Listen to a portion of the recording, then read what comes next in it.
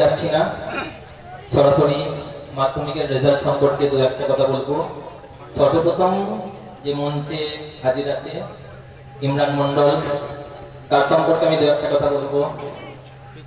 অনেক ছাত্র অনেকদিন পড়িয়েছি, কিন্তু ইমরানের মধ্যে একটা বিশেষ কোয়ালিটি ছিল, যে কোয়ালিটিটা আমি অনেকের মধ্যে পাইনি, ইমরানের মধ্যে সেটা বেশি পরিমাণেই ছিল। আমি সায়েন্স পড়াই, অঙ্ক পড়াই, জীবন বিজ্ঞান পড়াই, ভৌত বিজ্ঞান পড়াই। ইমরান এমন একটা স্টুডেন্ট যে আমার বোর্ড ওয়ার্ক, আমরা বোর্ডে অঙ্ক পড়াই, আমার বোর্ড ওয়ার্ক 50% কমিয়ে দিয়েছিল। অর্থাৎ আমি অন্যান্য কাছে যে অঙ্কগুলো আমি বোর্ডে করে সব বোঝাতাম, ইমরানদের কাছে ম্যাক্সিমাম অঙ্ক ইমরান বোর্ডে করে বোঝাতো। আমি ওকে একটা অঙ্ক শিখিয়ে দিতাম, তারপরে ডাইরেক্ট বোর্ডে ডাকতাম যে তুমি এটা করে বুঝিয়ে দে, এবং প্রত্যেকবার সেই অঙ্ক বোর্ডে সরাসরি করতো এবং অন্যান্য স্টুডেন্টদের বুঝিয়ে দিত। তোমরা যারা আছো তারা জানো, এটা মনে আছে তোমাদের?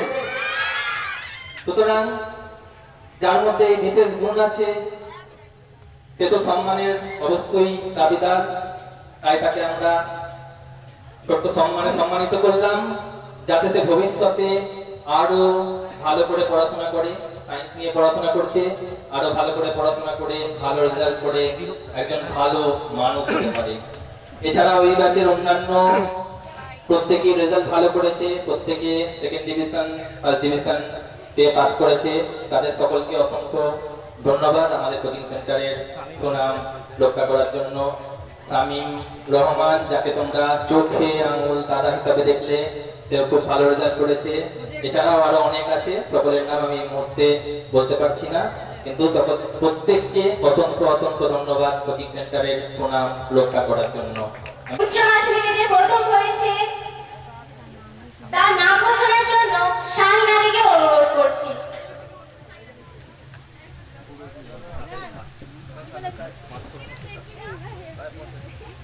এবারে উচ্চ মাধ্যমিকে আমাদের আলামিন কোচিং সেন্টার থেকে যে প্রথম স্থান অধিকার করেছে তার নাম হলো সুরভি রুই দাস।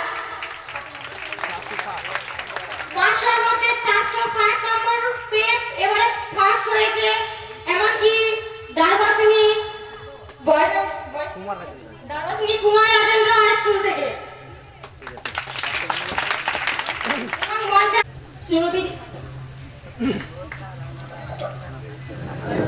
সুরভিদির হাতে সম্মান তুলে দিচ্ছেন আলামিন কোচিং সেন্টারের শিক্ষক শিক্ষিকা বৃন্দ। শাহিনাদি পুরস্কারটি প্রদানের জন্য আপনাকে অনুরোধ করছি।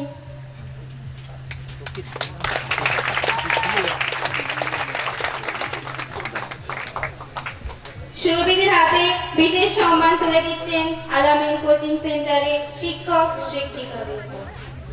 এখানে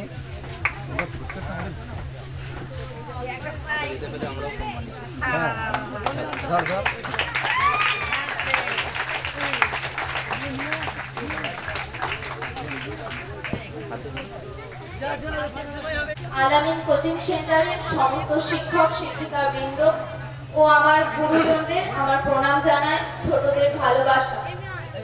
আমি গত 2 বছর ক্লাস 11-12 এই কোচিং সেন্টারে পড়ছি, কিন্তু এই কোচিং সেন্টারের সাথে আমার সম্পর্কটা অনেকটা গভীর, যেটা আমার মনে হয়েছে। আমি যে আজ এখানে দাঁড়িয়ে আছি এবং যে কারণের জন্য দাঁড়িয়ে আছি, সেটার জন্য সবচেয়ে বড় অবদান আমার মা বাবাই। আমি তাই প্রথমে ওনাদের ধন্যবাদ জানাই, তারপরে আমি ধন্যবাদ জানাতে চাই এই কোচিং সেন্টারের সমস্ত শিক্ষক শিক্ষিকাদের, কারণ ওনারা না থাকলে আমি হয়তো আজকে এই জায়গাটায় আসতেই পারতাম না। ওনারা সব দিক থেকে আমাকে খুব সাহায্য করেছেন, মানে সব দিক থেকে, সেটা বলার মতো না। ওনাদের ঋণ আমি কোনোদিনই শোধ করতে পারবো না। আমি ওনাদের কাছে চিরকৃতজ্ঞ হয়ে থাকবো। আর আমি এটাও বলছি যে এই কোচিং সেন্টার থেকে এরপর আরো অনেকে অনেক অনেক বেশি নাম্বার পেয়ে পাশ করে যাবে। যারা উচ্চ মাধ্যমিক দেবে, যারা মাধ্যমিক দেবে, তাদের সকলকে আমার অগ্রিম শুভেচ্ছা। তোমরা খুব ভালো করে পড়াশোনা করো এবং স্যারেদের কথা শুনে চলো, দেখবে তোমাদের রেজাল্ট আমার থেকে আরো অনেক ভালো হয়েছে। ধন্যবাদ, আমি আর কিছু বলবো না। পড়তে হবে, জানতে হবে, তবে আমি স্টুডেন্টদের বোঝাতে পারবো তারাই হচ্ছে সার্থক স্টুডেন্ট, তারাই হচ্ছে সার্থক ছাত্র। এই ব্যাচটা তেমনই ছিল। যারা আমাদের থাকতে বাধ্য করেছে, বাড়িতে এসে ঘন্টার পর ঘন্টা গ্র্যাজুয়েশনের বই নিয়ে পড়তে বাধ্য করেছে, যাতে ওদের সঠিক উত্তর আমরা দিতে পারি। সুরভি যে আমার পাশে দাঁড়িয়ে আছে, শুধু কোচিং সেন্টারের মধ্যে ফার্স্ট হয়েছে তা নয়। আপনাদের আমি জানিয়ে রাখি,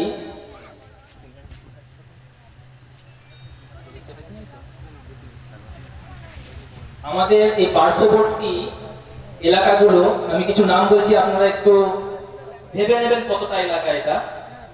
কারবাসনি Kumar Rajendra high school, Karbasni girls high school, Mahanath উচ্চ বিদ্যালয়, জায়ের উচ্চ বিদ্যালয়, দমদমা উচ্চ বিদ্যালয়, Goswami Malipara high school, Kuinan boys high school, Kuinan girls high school.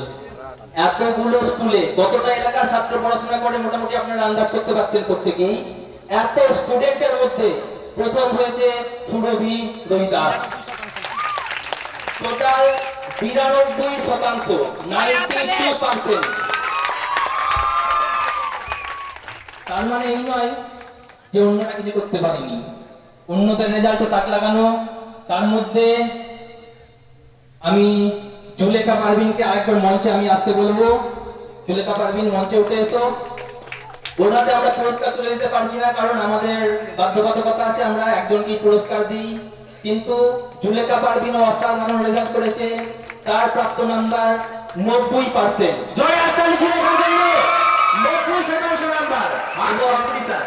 এবং এই যে এলাকাটার কথা আমি বললাম, এই পুরো এলাকার মধ্যে জুলেখা দ্বিতীয় হয়েছে।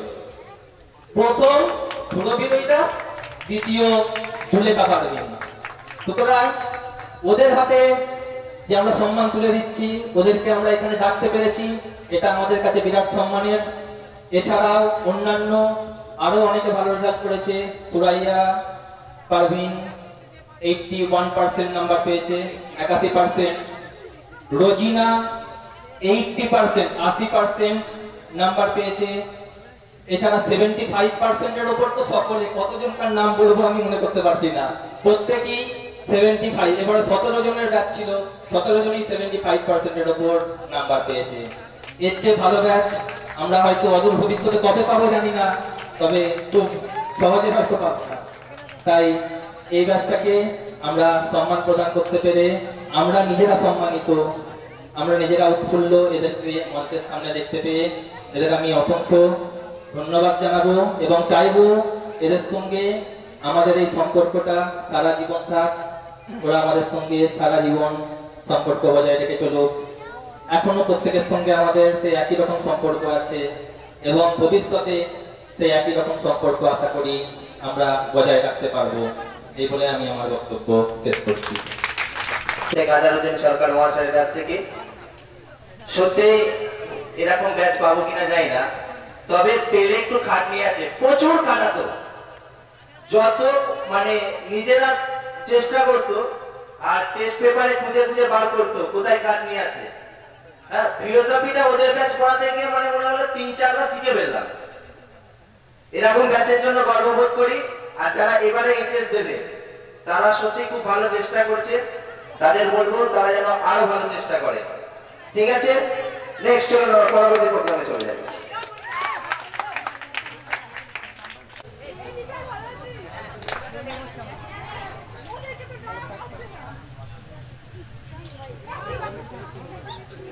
খুব সুন্দর, অসংখ্য ধন্যবাদ সকলকে। জোরে হাততালি ব্যাচটার জন্য আবারও।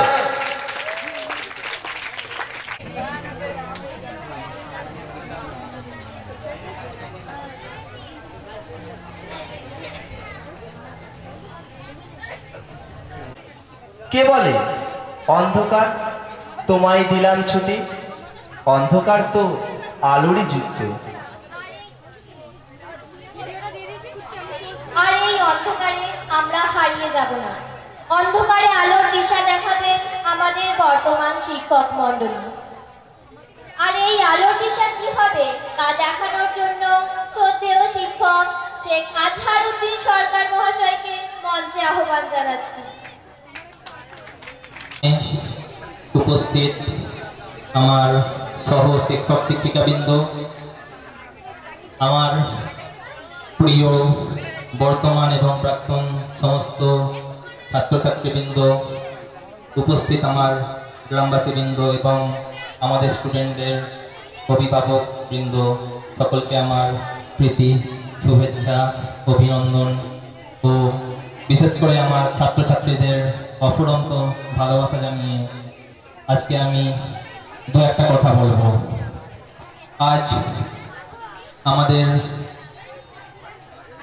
বাৎসরিক সাংস্কৃতিক অনুষ্ঠান, আমরা 2012 সালে কোচিং সেন্টার চালু করেছিলাম। তারপর থেকেই এই বাৎসরিক সাংস্কৃতিক অনুষ্ঠান আমরা করে যাচ্ছি ছাত্রদের নিজেদের প্রতিভাগুলি প্রকাশের জন্য। এবছর আমরা যে অনুষ্ঠানটি দেখলাম, এর মধ্যে সর্বসেরা এবং যেভাবে আজকে আমাদের ছাত্রছাত্রীরা তাদের সমস্ত বিষয়গুলো এখানে উপস্থাপন করলো, তা এক কথায় অনবদ্য।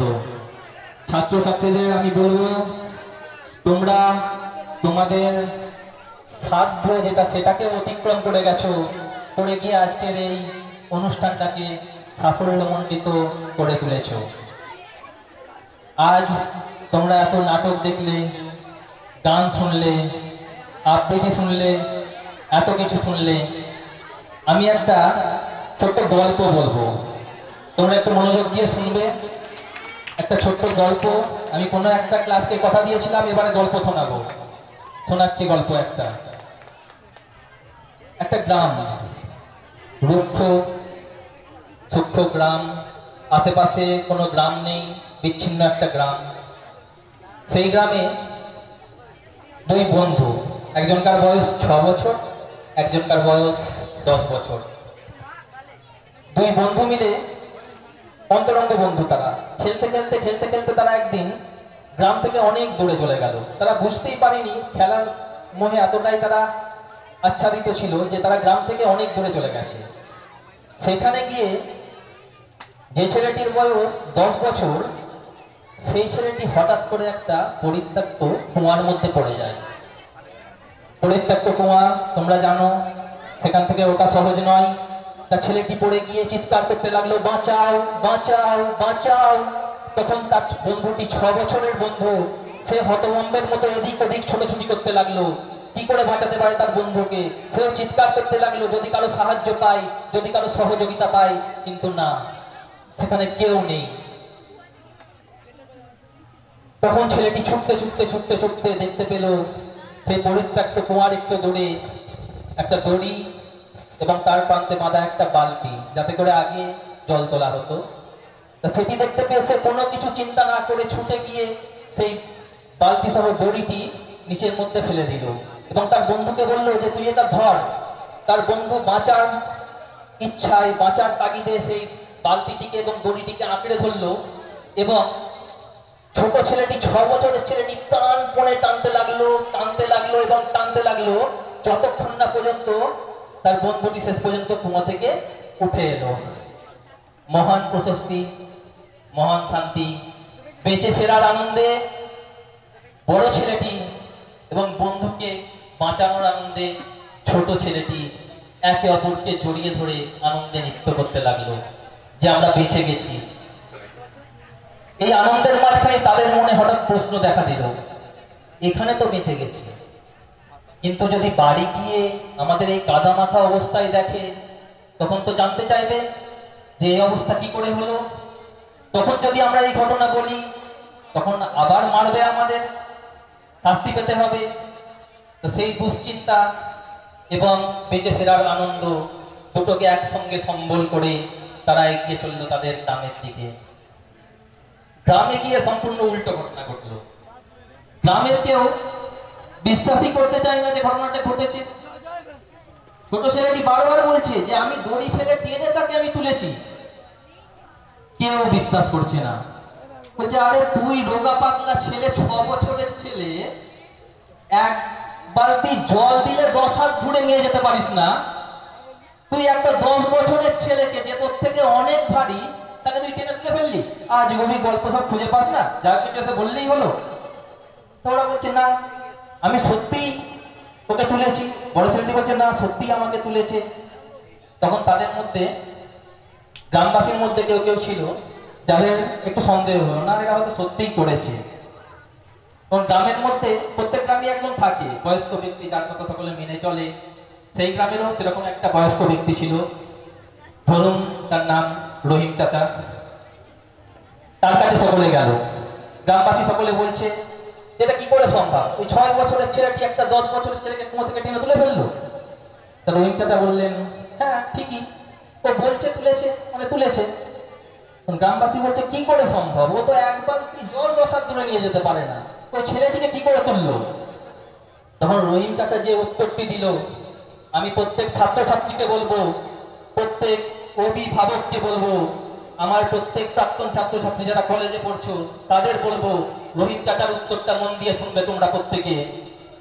রহিম চাচা বলেছিল ছেলেটি, ছোট ছেলেটি ওইখানে বড় ছেলেটিকে তুলতে পেরেছিল, তার কারণ একমাত্র ওখানে তাকে বারণ করার কেউ ছিল না, তাকে নিষেধ করার কেউ ছিল না, তাকে বলার কেউ ছিল না যে তুই এটা করতে পারবি না। সেখানে যদি অন্য কেউ থাকতো তাহলে তাকে বাধা দেওয়া হতো, বলতো তুই এটা পারবি না। আর এই কথাটা শুনে ছেলেটি দমে যেত, সে পারতো না, ফিরে আসতো। এমনকি ওখানে ছেলেটিকে বলার জন্য সে নিজেও ছিল না, কারণ তখন তার মনে সে ছিল না, ছিল তার বন্ধু যে কুয়োর মধ্যে হাঁপাচ্ছিল।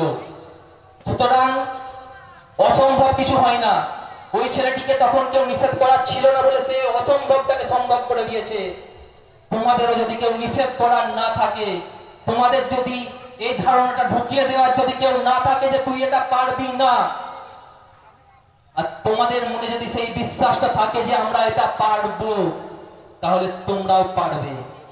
তোমাদের মধ্যেও সেই সক্ষমতা আছে, ওই ছোট ছেলেটির মতো তোমরাও অসাধ্য সাধন করতে পারবে। মানুষের ইচ্ছা শক্তির কাছে সবকিছু হয়, ইচ্ছা শক্তিটা আসল। আমি কোনো একটা ক্লাসে এই গল্পটা বলেছিলাম, হাতি তোমরা দেখেছো প্রচন্ড শক্তিশালী, ঘর বাড়ি গাছপালা সব ভেঙে দেয়। তো ওই হাতিকে বাচ্চা বেলায় যখন সার্কাসের তাঁবুতে বেঁধে রাখা হয়, পায়ে একটা সরু চেন দিয়ে বেঁধে রাখা হলো। হাতিটা টানলো, বাচ্চা হাতি একবার টানলো ছিঁড়তে পারলো না, দুবার টানলো ছিঁড়তে পারলো না, 3 বার টানলো ছিঁড়তে পারলো না। তার মনে বদ্ধমূল ধারণা হয়ে গেল যে এই তার ছেঁড়া আমার পক্ষে সম্ভব নয়। সে তারপর থেকে চেষ্টা করাই বন্ধ করে দিল। কিন্তু আমি জানতে চাই তোমাদের কাছে, একটা হাতি বড়বেলায় কি ওই সরু একটা তার ছিঁড়তে পারে না? শুধু ছেঁড়া কেন, ওই তার কেন, সমস্ত সার্কাসের তাঁবুটাই সে ভেঙে গুঁড়িয়ে দিতে পারে। কিন্তু বড়বেলাও সে চেষ্টা করছে না, কারণ তার মধ্যে বদ্ধমূল ধারণা হয়ে গেছে যে আমি পারবো না।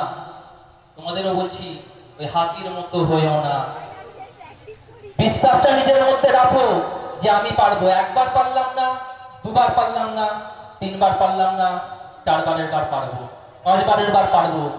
চেষ্টা চালিয়ে দেখতে হবে, তবেই তোমরা অসম্ভবকে সম্ভব করতে পারবে। যদিও আমার মতে অসম্ভব কিছু হয় না, অসম্ভব কথাটার কোনো গুরুত্বই নেই। যাই হোক, তোমরা তোমাদের পড়াশোনা ভালো করে চালিয়ে যাও। যদিও তোমাদের যুগে অনেক ডিস্ট্রাকশন আছে, আগে হয়তো যেটা ছিল না, এখন টেবিলে অনেক চ্যানেল, 300টা channel, mobile phone, smartphone, WhatsApp, Facebook, Instagram ইত্যাদি ইত্যাদি ইত্যাদি অনেক কিছু আছে। এত তোমাদের বাধা, এই বাধাগুলিকে অতিক্রম করে তোমরা এগিয়ে যাও, তাহলেই তোমরা সফলতা পাবে। আর তোমরা যে করতে পারো তার সবচেয়ে বড় নমুনা আজকের এই অনুষ্ঠান। তোমরা নিজেদের সাধ্যকে অতিক্রম করে আজকের এই অনুষ্ঠান সাফল্যমণ্ডিত করে তুলেছো। তোমরা প্রত্যেকে এইভাবেই এগিয়ে যাও, সমস্ত বাধা ছক ভেঙে এগিয়ে যাও। সকলকে তোমরা ভুল প্রমাণিত করো, এমনকি আমি চাইবো আমাদেরও তোমরা ভুল প্রমাণিত করো, ভুল প্রমাণিত করো, নিজেদের প্রতিষ্ঠিত করো। এটাই আমি তোমাদের কাছ থেকে আশা করব। আমি বক্তব্য দীর্ঘায়িত করব না, তবে আজকের এই অনুষ্ঠানের জন্য যারা যারা সহযোগিতার হাত বাড়িয়েছে তাদের একটু ধন্যবাদ না দিলে হয়তো আমরা তাদের প্রতি অবিচার করব। প্রথমত আমি ধন্যবাদ দিতে চাই কল্লোল বিশ্বাস এবং তার সঙ্গী সাথীদের, যাদের এই পুজোর মরশুমে এত কাজের মাঝখানেও যাদের অক্লান্ত প্রচেষ্টায় আমরা এত সুন্দর আলো ঝলমলে স্টেজ পেয়েছি। ধন্যবাদ দেব আমি শুভকে, যে তার সাউন্ড মিক্সিং এর মাধ্যমে প্রতিটি শব্দ উৎসকে তোমাদের কানে পৌঁছে দিয়েছে। আর বিশেষ করে আমি অবশ্যই ধন্যবাদ দিতে ভুলবো না আমাদের প্রিয় কুমারেশ দাকে, যে আমাদের সাধ এবং সাধ্য দুটো জিনিস থাকে, সাধ থাকে এবং সাধ্য। সাধ থাকলে অনেক সময় সাধ্যে কুলায় না, যে আমাদের এই সাধ এবং সাধ্যের মধ্যে যে বিশাল একটা পার্থক্য, সেই পার্থক্যটাকে অগ্রাহ্য করে তার এই এইচডি ক্যামেরায় আমাদের অনুষ্ঠানটাকে ক্যামেরা বন্দি করছে। তার জন্য কুমারেশ দাকে অসংখ্য ধন্যবাদ। শেষে আর একবার আমার প্রিয় সমস্ত ছাত্রছাত্রী, প্রাক্তন, বর্তমান এবং যারা ভবিষ্যতে আসবে, তাদের প্রত্যেককে অসংখ্য অসংখ্য অসংখ্য ভালোবাসা জানিয়ে আমি